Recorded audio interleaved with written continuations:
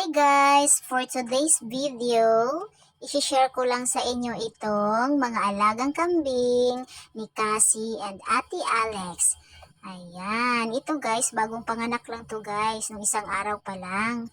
Ayan, ito naman si Ashton guys. Natuwa siya sa mga kambing. Ayan, sulit na sulit ang kanyang bakasyon guys.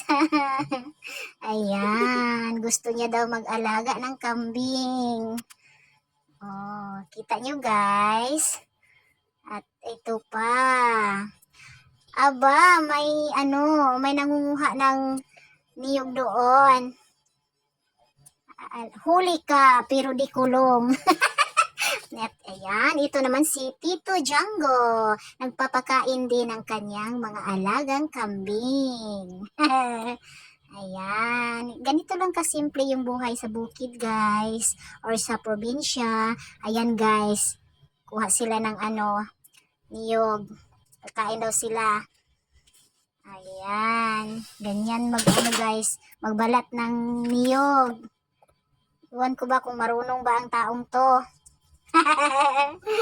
Uy, kaninong niyog yan kinuha mo? Huli ka balbon. At ito naman guys, ang mga batang unggoy. Ayan, umakyat na si Ashton guys. First time niyang umakyat ng puno.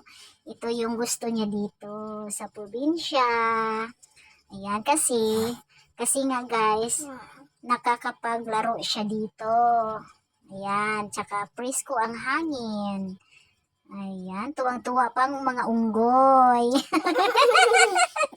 Tuwang-tuwa ang unggoy, guys. Hoy, ano na dyan? Ano na dyan? Huli, pero di kulong. Bye, guys.